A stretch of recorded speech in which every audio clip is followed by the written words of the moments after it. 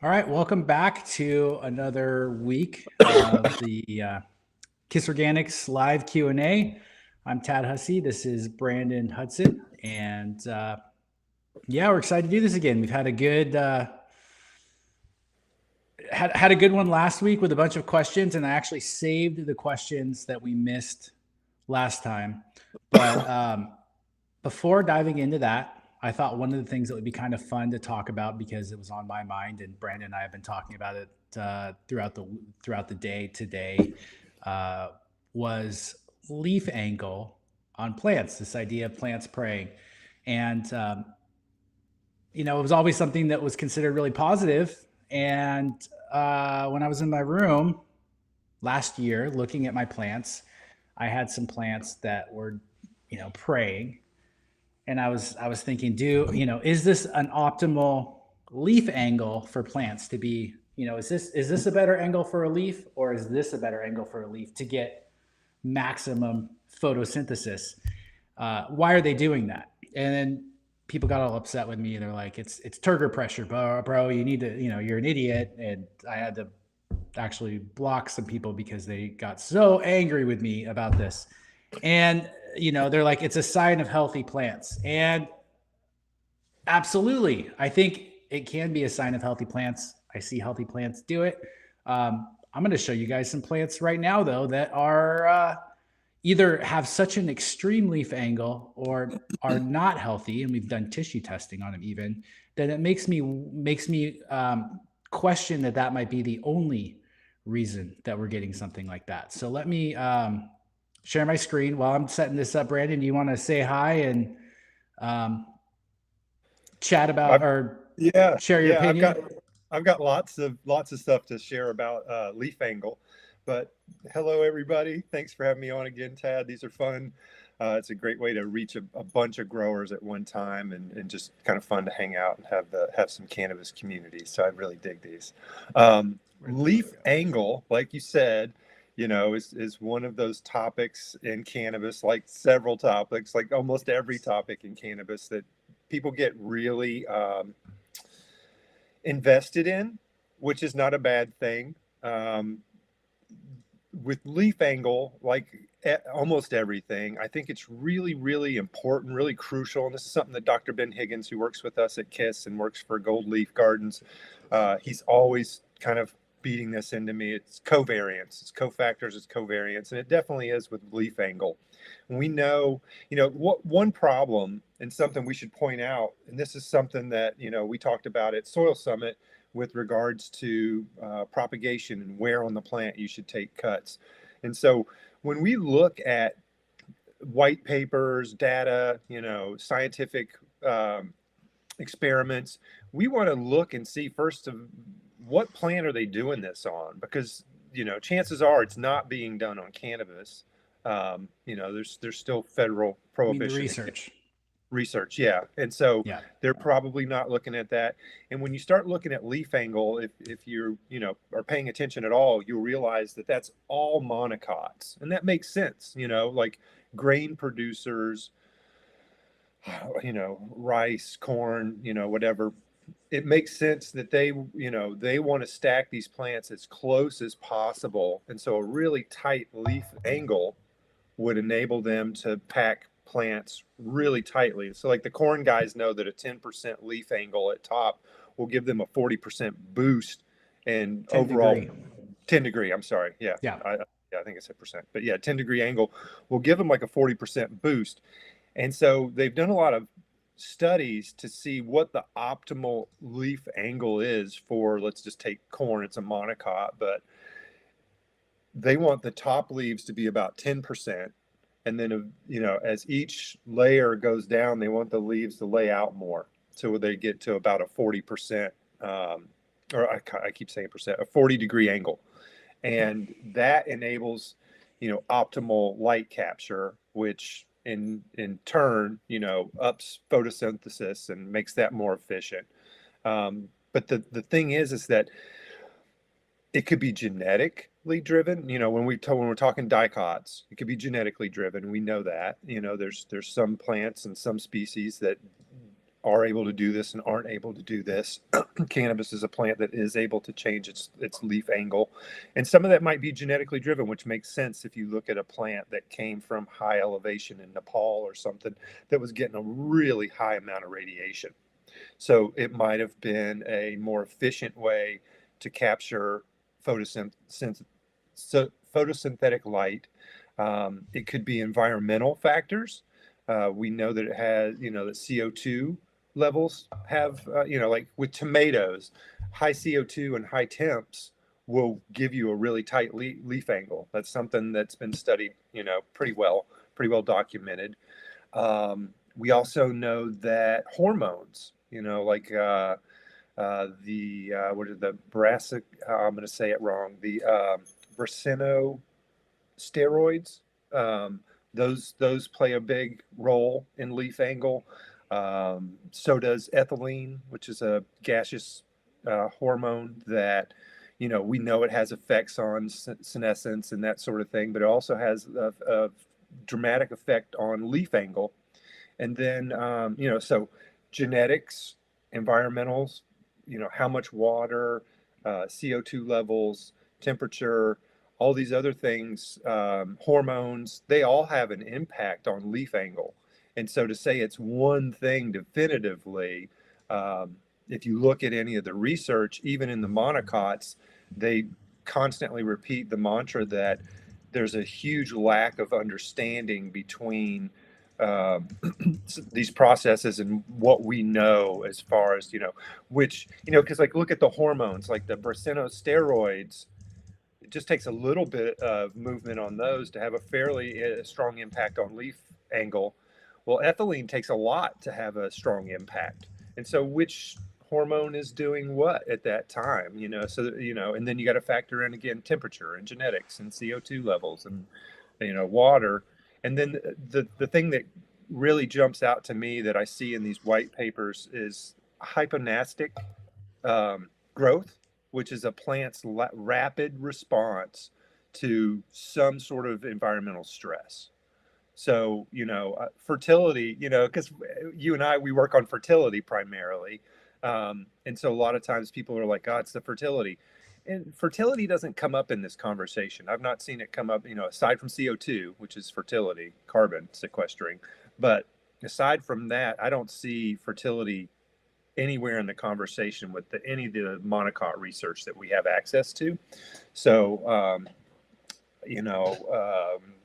most recent data seems to show that it's a combination of factors, and that PAR levels, CO2, and hormones seem to have, the biggest effect. And what some of those, like, like if you look at the collar, like if this is a leaf, and this is the petiole end, there's tissue here, and those hormones determine how thick or thin that tissue is going to be. And think of it almost like as a joint. It's like, I think it's called the laminal joint. But, so if this material starts to get really thick and squeezes on this, it's going to push that leaf angle up tightly. And so that's something that the plant can literally just do off and on, depending on if it wants to capture more or less light. So that just, the big takeaway is there's not a definitive answer. So nobody, like with any of these things, none of us should be dogmatic about it. Once we get dogmatic about something, we're done learning. So I don't know. What do you want to say about it?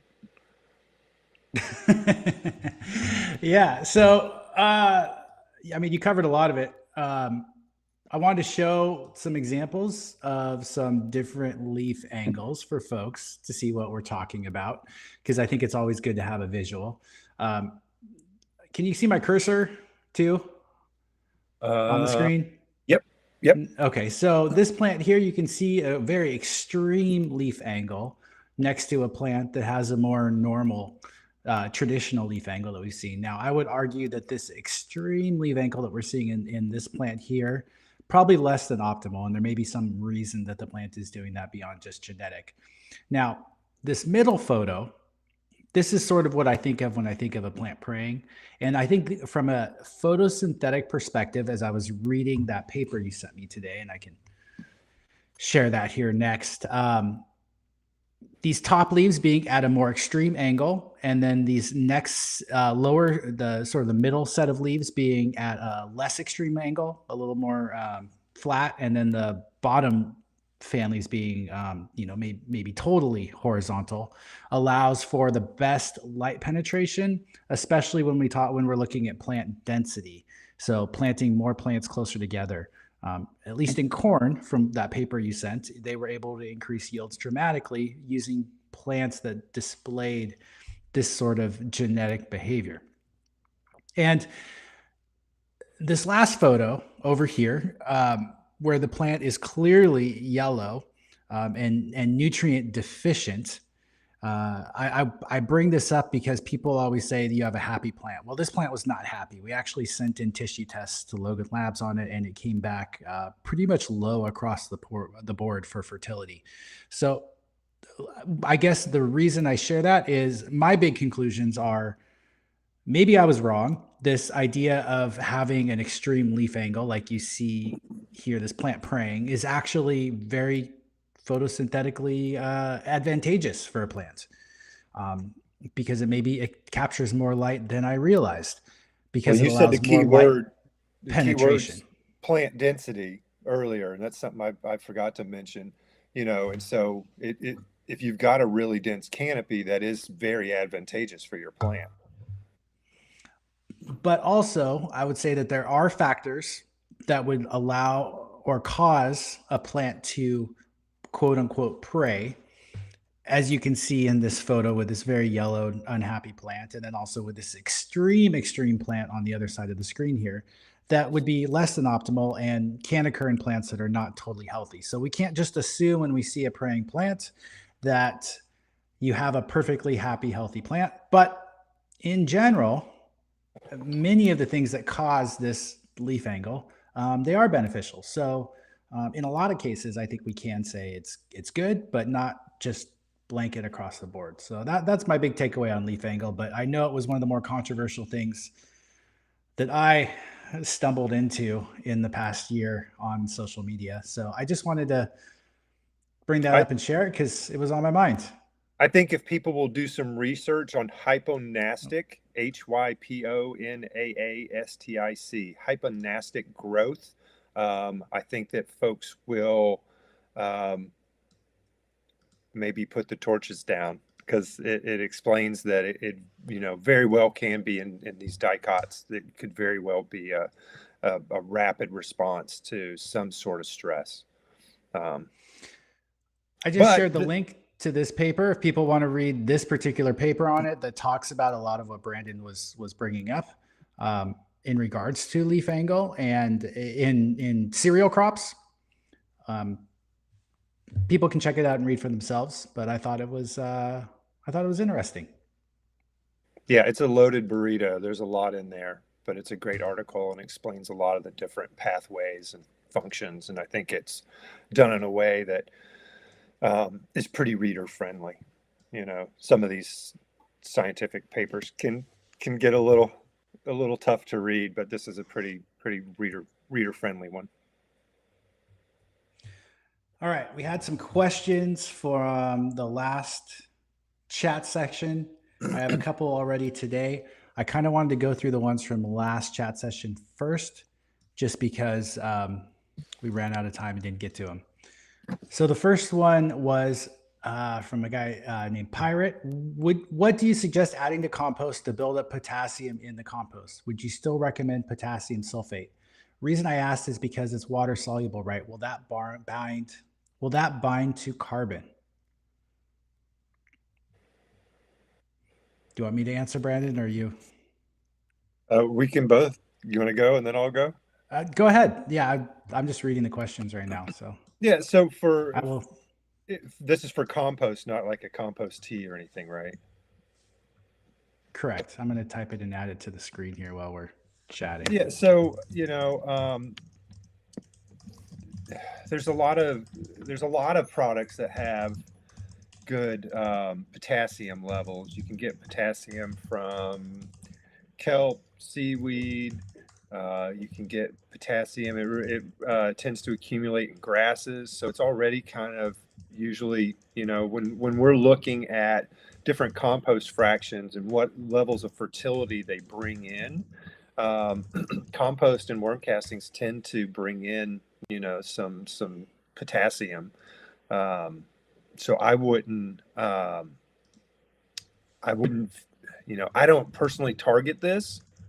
I don't try to add um, additional potassium to my compost because it seems to accumulate pretty well just from organic matter. And I do put a lot of big healthy cannabis plants into my compost, and plants that already have good balanced fertility. That's one of those things we talk about with compost, is any overage or deficiency is going to be exacerbated when you make compost um, from a single source. I don't know, maybe like you could put there's some clays that you could add. There's I don't know. All right, I can jump in. Yeah. Just entering a few questions here so I can highlight them on the screen here in a little bit. I definitely wouldn't add potassium sulfate. I wouldn't just add that to compost. Yeah, so short answer, most composts will have sufficient potassium if they're made from plant waste already. You're probably picking up sufficient potassium.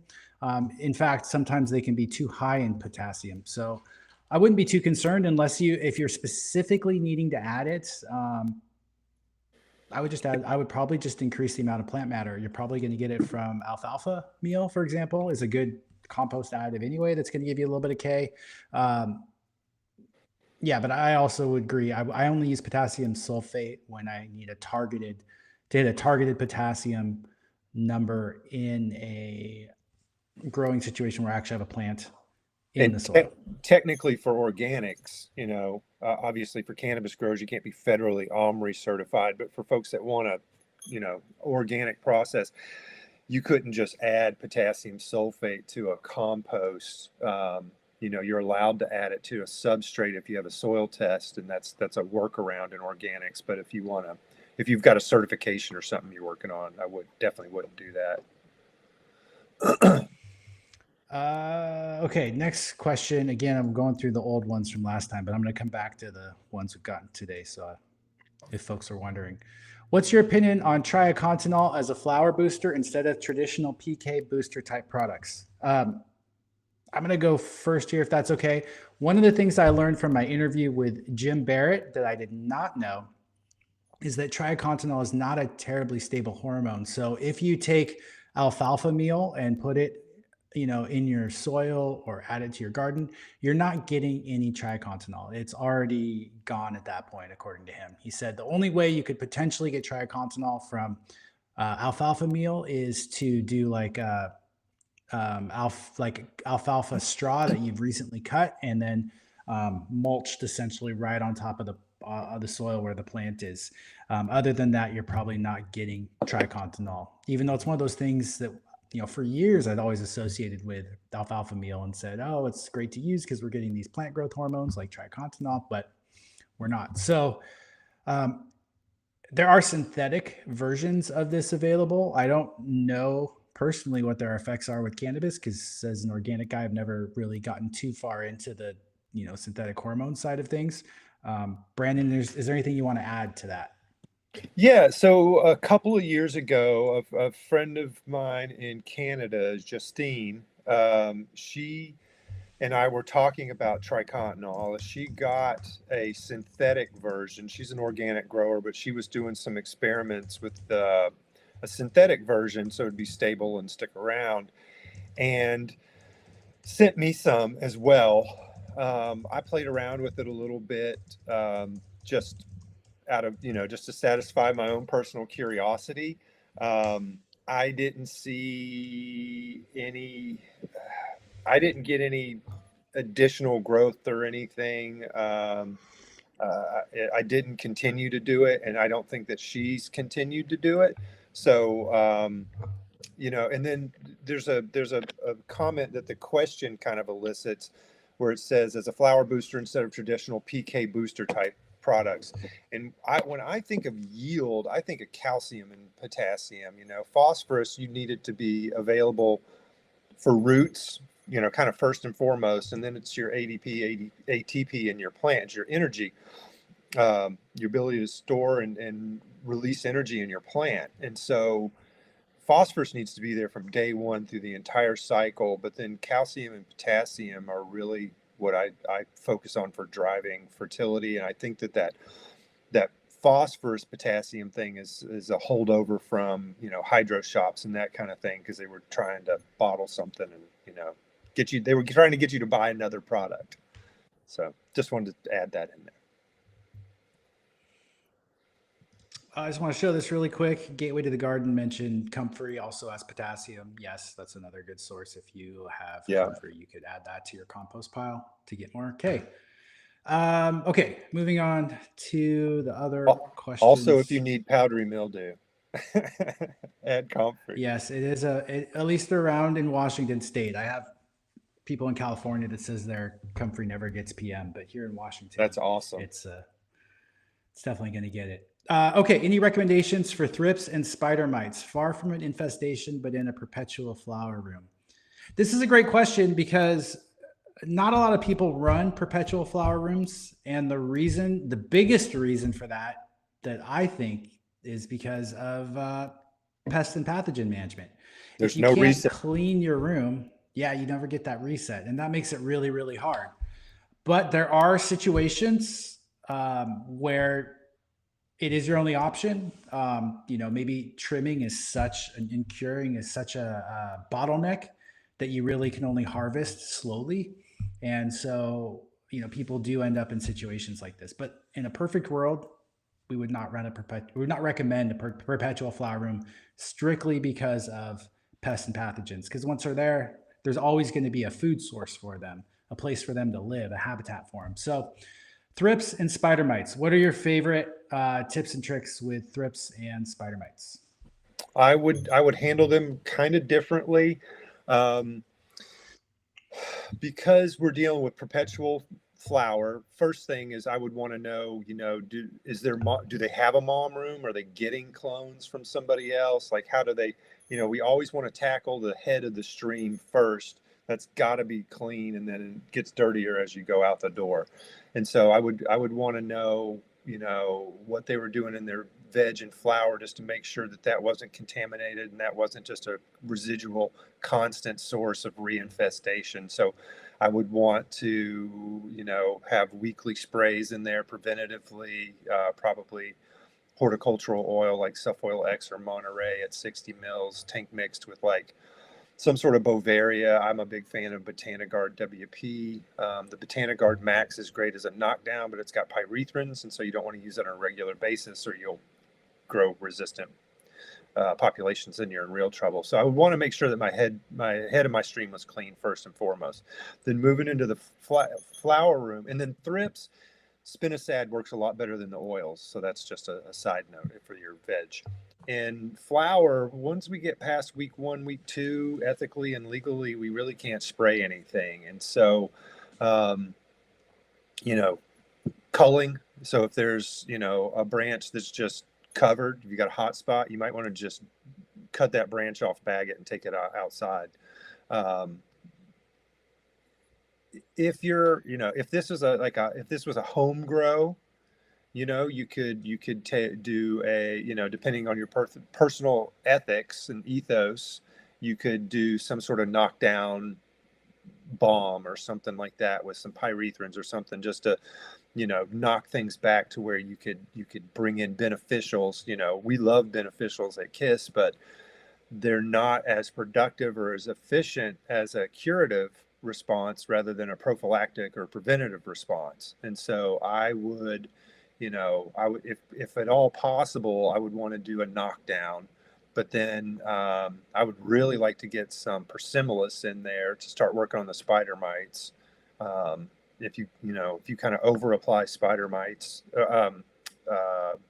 Persimilis, they'll put a hold on your spider mites pretty quickly. They are a spider mite assassin. They're a specialist.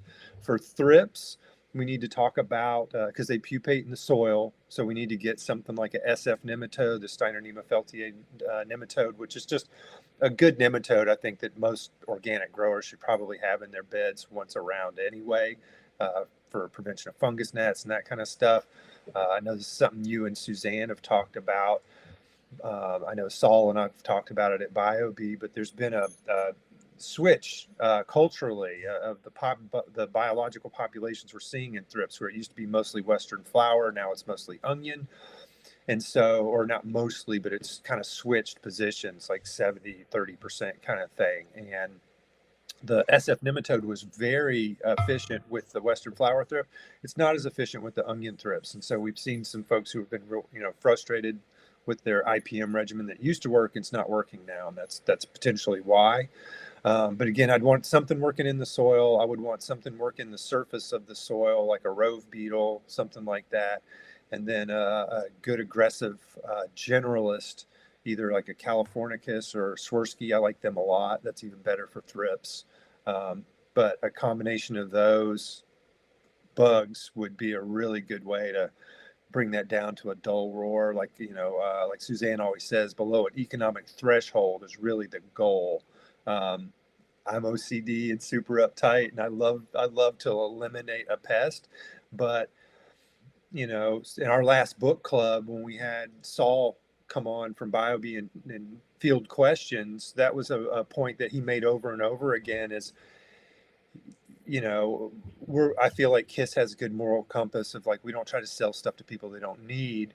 He doesn't want to sell stuff to people they don't need. And sometimes, and I've done it to myself in a facility where I was buying bugs that I didn't really need to, because I had gotten my problem down to such a low, population density that it wasn't causing me any kind of loss or damage. And I was spending a lot of money on treatment. So,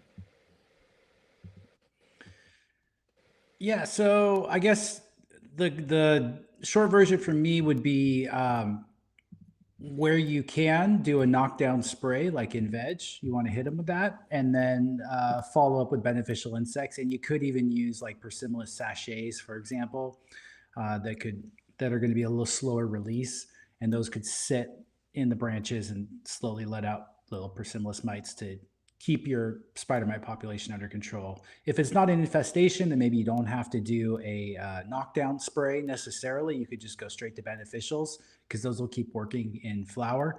There are some good suggestions in the chat here that I wanted to highlight. If you can pause your perpetual grow, clean up, and restart once your pest pressure is gone, that's a more surefire way to get a clean start. Another good suggestion is, transplant your plants if you're in beds, but then, go back to veg lighting, do the spray. And then another good suggestion is defoliate a little harder, because that will remove, food sources, habitat for them too, and food. So get that all great trash suggestions. Get that trash out of your room. Like we visit facilities where we see they're doing defol into big trash cans, but then they just let those trash cans sit there all day, and it's like, oh, that's gotta go. Yeah, cleanliness is godliness in the grow room. So yes, And you already mentioned the sachets, which are crucial for flower, because you don't want to be shaking out bran or some carrier onto your buds. And then I personally, if you've got pest pressure, if it's prophylactic and you're just kind of protecting yourself, I like the regular sachets. But BioBee now makes a speed sachet, so if you have an infestation, those Persimmilus come pouring out. And so depending on what your pressure is, there's different types of sachets that you can order, and we can help you with that at KISS if you have questions. I have seen people employ this type of strategy, Dan, with cannabis aphid, which is really hard to treat, and had good success with it, even with plants in the room. So just want to throw that up there for people as well. And we got Chad here in the chats too. Chad, you got to just text me next time. We'll get you Get you in here. Or if you want to stick around and join us, post in the comments, and I'll add you to the conversation today because you're part of the team. Yes. So starting with clean clones, absolutely. You can do dunks with Cephaloil X. You can do dunks with different microbial products like Brandon mentioned, with Now like you Bavaria can't and things like that. you Can't you? can't technically do a dunk with clones in the US with Cephaloil. It's on the Oh, Canadian label at 30 mils. Do with that information what you will. yeah. And we are working to get EpiShield, which is a new product that BioWorks has that is plant-based oil, essential oil based that does have a dunk dip rate on it. So the problem is it's so highly concentrated and you have to buy so much of it. It's really expensive. So I'm working on getting a smaller version to the market for growers. And BioWorks has already approved it. We're just getting the labeling figured out, and then we have to register it, and then we will be able to offer it. So I'm excited for that. And this is one more good gem from Chad I want to throw out there. Yes. So one of the things my buddy Justin told me, and it's kind of stuck with me, is I think of a grow facility or my grow room like a river. So it starts up in the mountains, and that's like your cleanest, purest water. That's your mother plants, and then you slowly work your way down all the way to the ocean. And as you go further downstream, things are getting dirtier. So, mother room, clones, veg room, flower room, all the way down, and that's sort of your dirtiest crop, if that makes sense. So, or dirtiest part of your crop. So you always want to go to the flowering plants last. Great advice. All right, let's get back to the questions. A bunch here. All right, did we get through all the ones from last time? Oh, last one here. Do you guys think brewing anaerobic ferments in an aerated tea will kill all the bacteria and make it safe?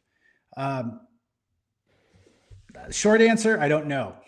Longer answer, if it's an anaerobic ferment, by definition, it's something that's going to want low to no oxygen conditions. So putting it into an aerated tea potentially would kill the anaerobe, or at least make it very hard for it to compete and stay alive in that space relative to any other microorganisms. So when it comes to microorganisms in general, I don't like to guess at what's able to survive in a brewer and what's not, because it's a pretty large ecosystem for them, and it's very, very hard to know for sure. All that being said, when we did trials with aerated compost teas where E. coli was intentionally added, and this was 20 some years ago now with Dr. Ingham, in my father's brewer at the time, the KISS brewer, 5-gallon brewer, they were not able to get detectable E. coli at the end of the brew cycle. So, and E. coli is a facultative anaerobe. So maybe, but if you're brewing up an anaerobic ferment, I assume you're brewing that for the microorganisms in the ferment. If you're brewing it strictly for the fertility, for the mineral nutrition, then potentially you could do this process and kill off the microorganisms and end up with something that has, NPK, but maybe not a lot of biology left in it. That's sort of the answer I would give to that. All right, let's keep them rolling. Okay, now we're to the questions in order from today. Brandon, this Hazy Garden is using bokashi in the earth box for the first time. Should I wait until I top dress with a compost blend for optimal efficiency, or does it not matter? I would top dress because when I use bokashi, I don't currently use bokashi. But when I have used it, I've used it like spread it out like a mulch essentially on top.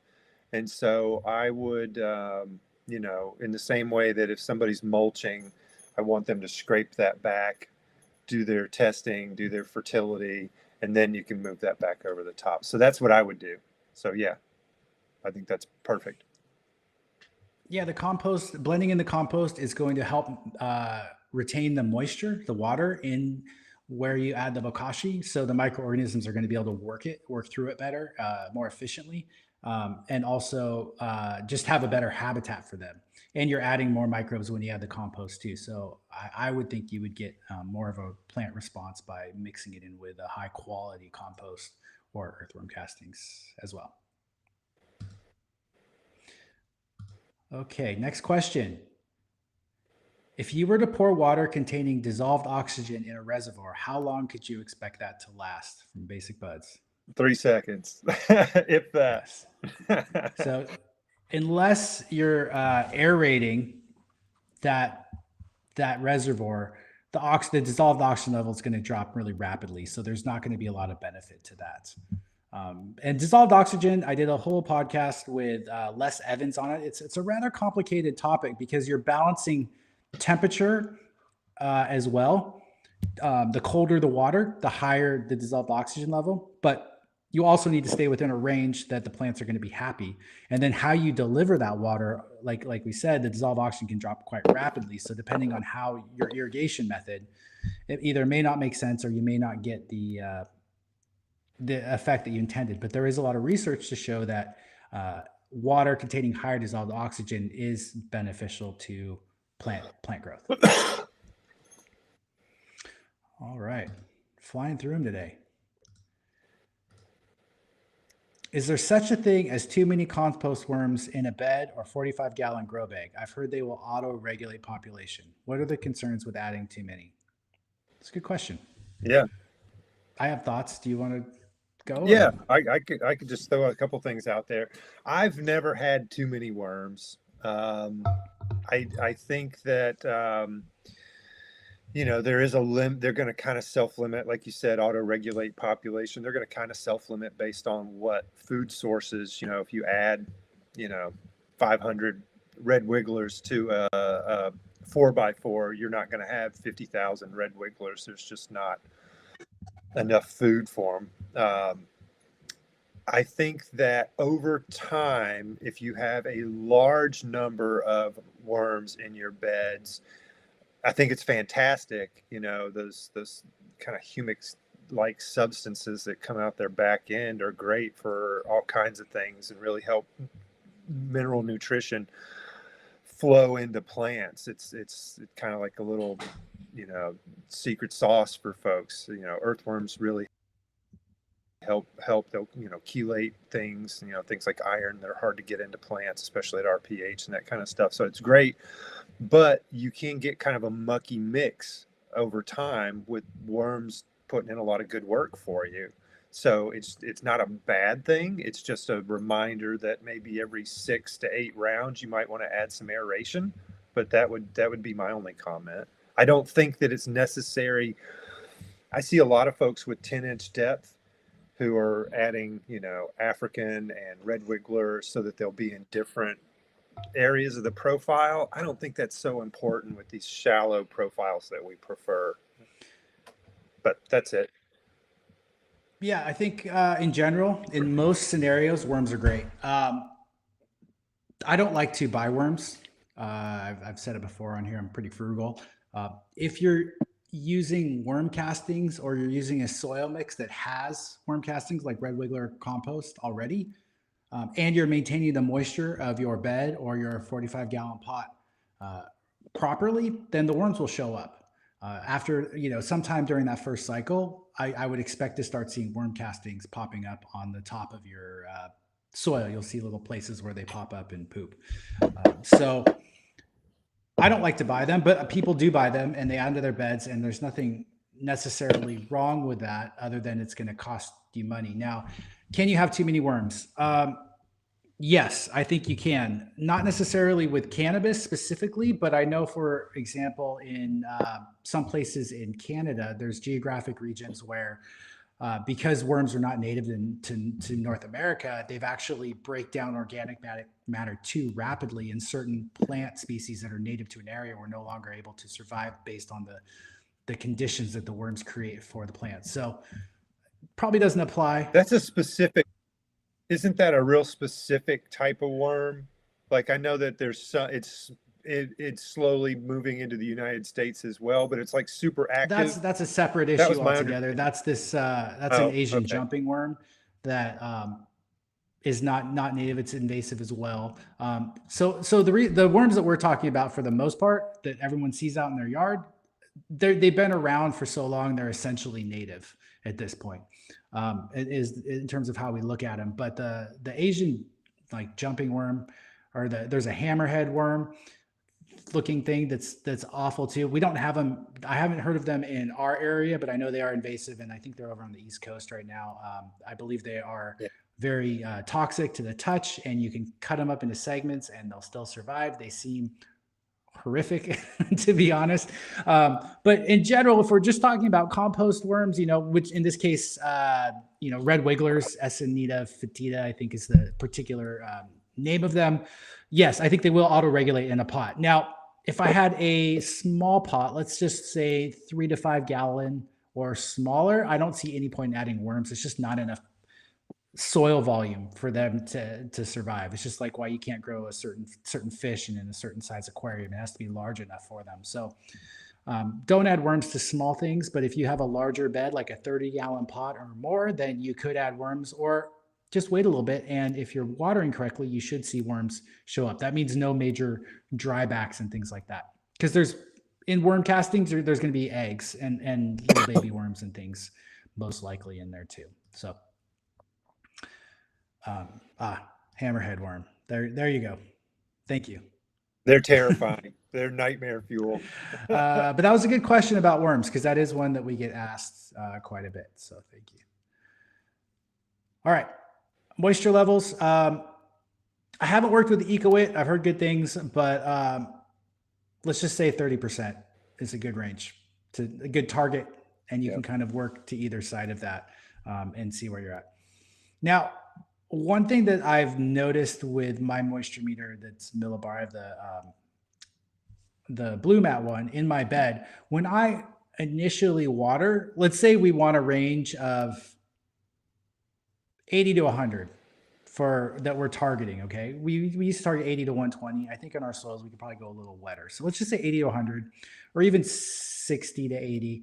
It's getting a little wetter. But my point would be, when I first water, I'm dropping below that. I'm not trying to water to 60 and then stop and think it's going to go back to 80 and then add water. It's going to, if I'm going to do a watering event where I'm watering by hand, we're not talking about blue mats, but when I'm watering by hand, I'm going to saturate the soil, get it wet, and then really let it dry back down into the range that I want, and then come back in and water it again thoroughly. So I may hit 20 in there, when I'm watering. You want to comment on that, Brandon? No, I mean, if he's got the EcoWit that reads in percentage, I think you nailed it. 30% is what we've found, and it lines up with the millibar targets that we were looking for. Kind of that, I think when I started at KISS, we were kind of saying like 60 to 120, and we tightened it up, more like the 80 to 100 range. And then it really depends, because we've been to some grows that, that's just not wet enough, and they don't have enough solution, and they had sufficiency in the soil, but it wasn't getting to the plants. pH was good, everything else was great. It just, they, needed a wetter, and so it's going to be different from room to room, but I think 30% is a great target. Spencer doesn't like the Blue Mat moisture meters. That's honest and fair feedback. When I first started using them, there wasn't a lot else on the market. This was 10, 15 years ago, and they were $50. They've almost doubled in price now. And one of the issues that I have with them personally, I don't know what Spencer's is, but they don't, the top part, because it's digital, is not waterproof. So if you're watering, it's pretty big. It's a pretty big miss in my opinion. Now they do have covers that you can get for them to put over the top of them that will protect the water.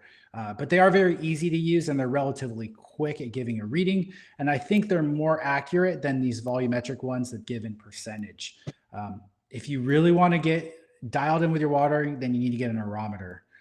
That's the next level of like accuracy, I think, when it comes to watering. But I just wanted to share because I thought that was it's not a perfect device, and I think that's a fair comment. So I'm not picking on you in any way, Spencer. I just wanted to share. So I have a ton of people reach out and I'm talking to them about whatever, and they're like, "Man, I just wish I had something that would automatically water." And I'm like, "Oh, blue mats." And and they're like, "Oh, I've got blue mats. They're sitting in boxes in my garage." And I get it because setting up blue mats the first time and having loose carrots and having floods and having dry spots and that kind of stuff is really frustrating. And blue mats are not a replacement for a grower. It doesn't mean that you don't have to still check your moisture, but I do think, for people like me, it's a godsend because, like, for 40 years I couldn't go anywhere. I couldn't go to the show. I had to, like I told you about,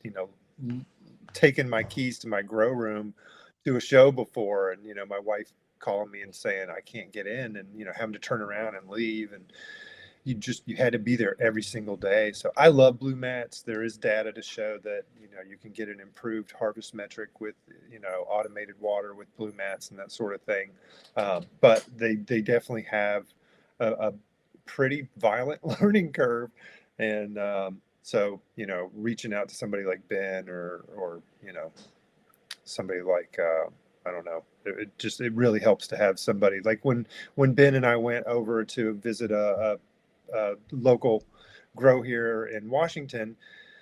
I think it was taking him like 2 hours to set up a room, and Ben went through it and showed him his process of how he breaks down a room, and it took him about 15, 20 minutes. And so there are better ways to install blue mats. There's better ways to break them down. And then there's, I think after you've had one flood, you've kind of got your little checklist where you go around and just double check, make sure all the carrots are seeded and everything after you've pushed your beds back into place. Because I think that's the one that really gets people. Everything's set up, it looks nice and tight, and then they slide a bed into place, and those beds bounce against each other, and you jar a carrot loose, and that's the biggest one I see. But I do like them. I also have a pulse meter. I'm going to show you this here on the screen.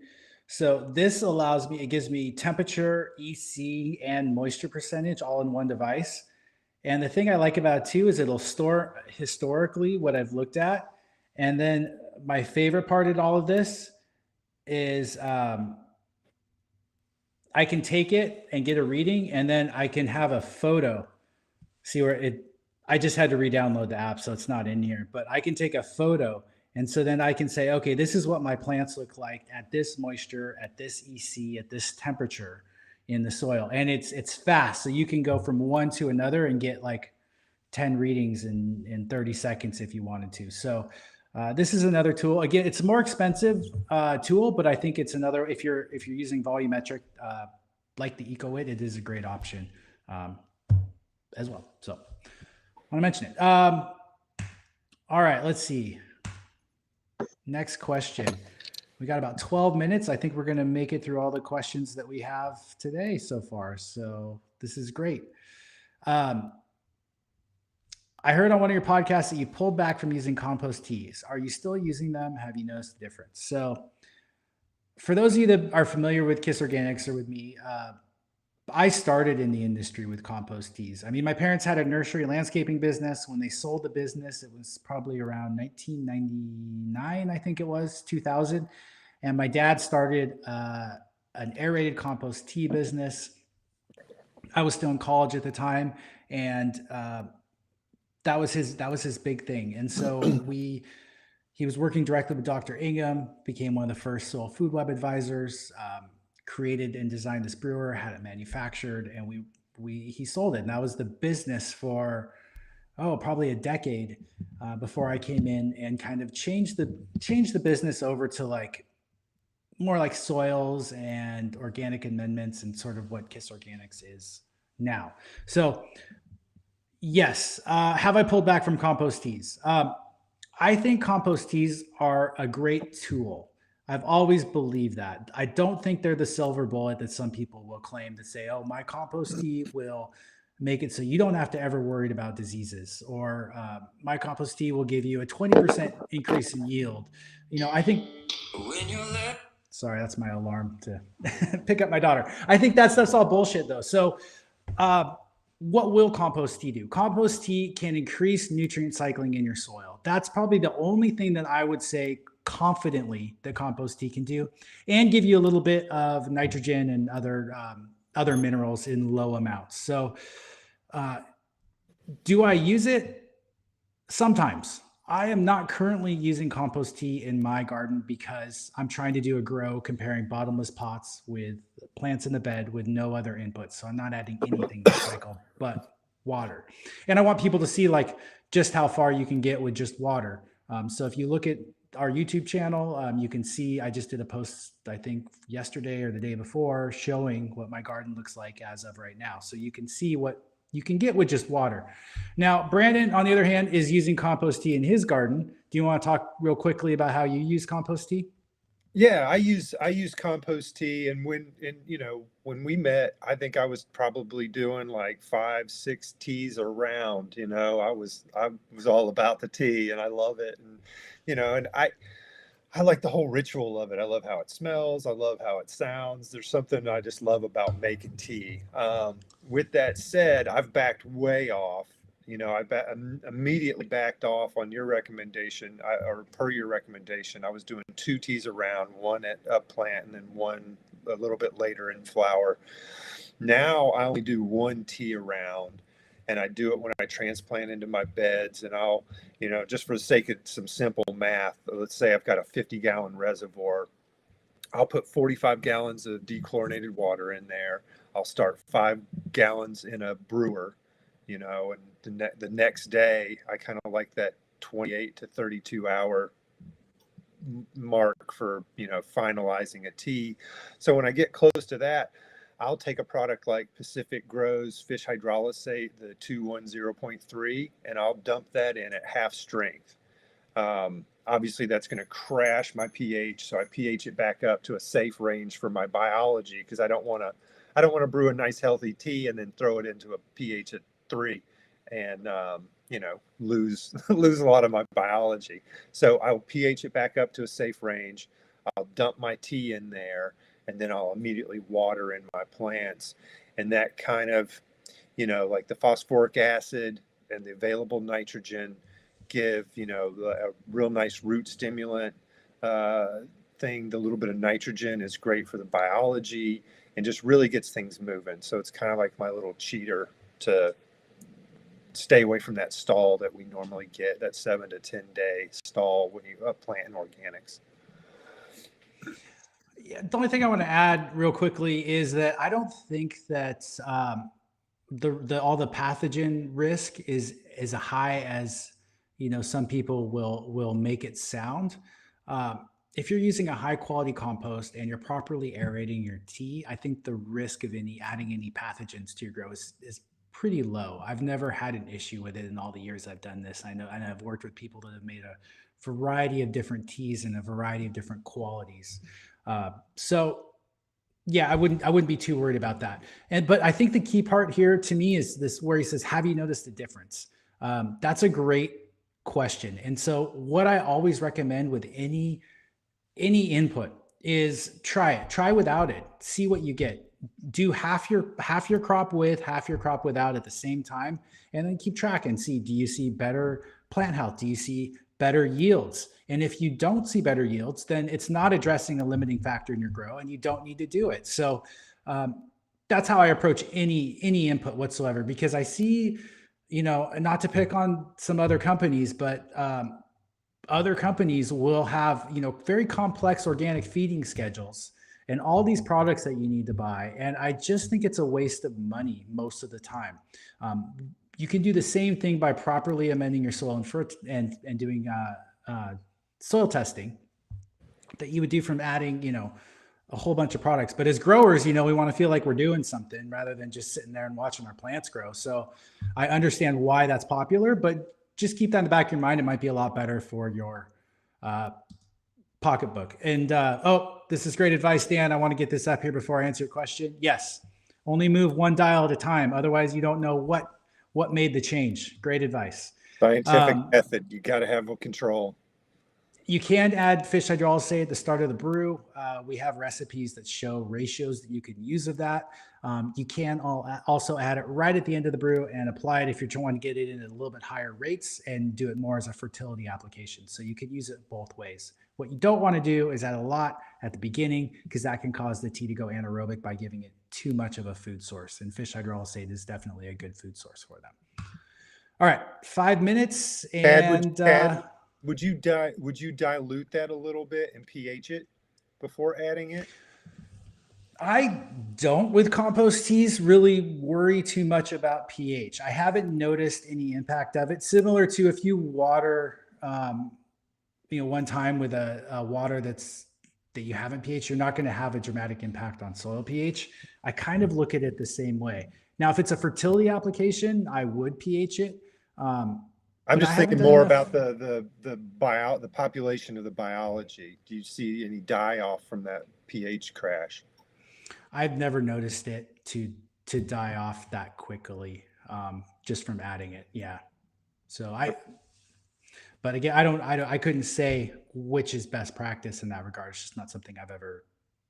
Yeah. I've just never done any direct microscopy of that. So I've always kind of erred on the side of safety, but yeah. We could do it sometime. Yeah. Okay. Yeah. Let's do it.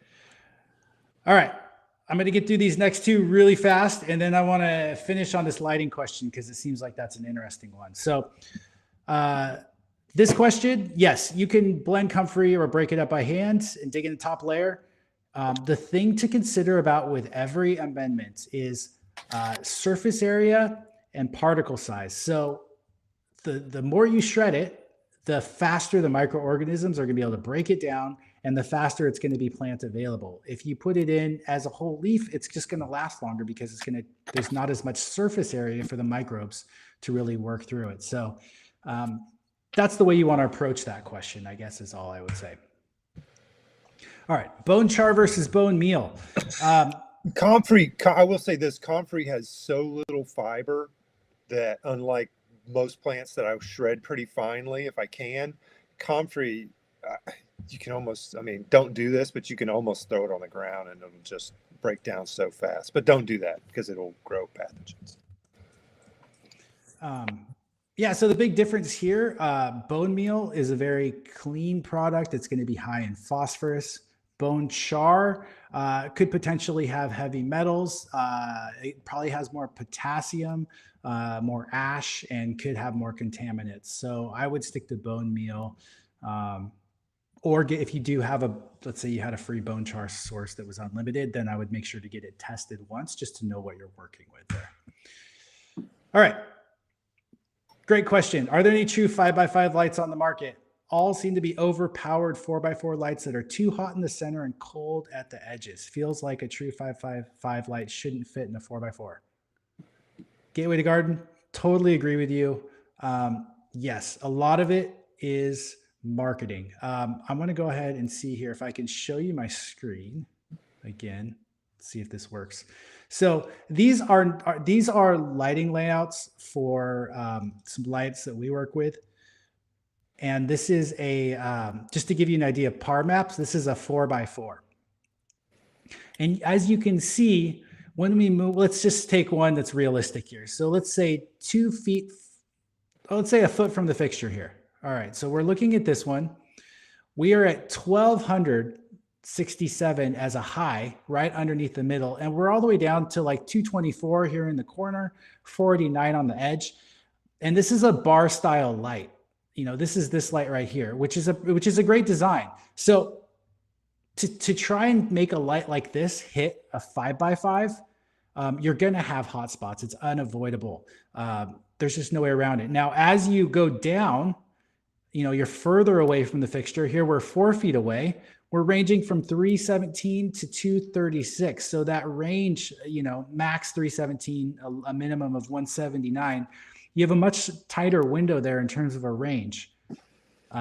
But yes, you will, you will see with a 4x4, some of this light is going to bleed out. So you might be, where my cursor is, you might be at 180 here or 150, but that's not optimal. So I agree with you. A 5x5 light needs to cover a 5x5 area. Now, I do have the layout for the Luna, which is a greenhouse bar style light, which is the other style you will see sometimes in grow rooms.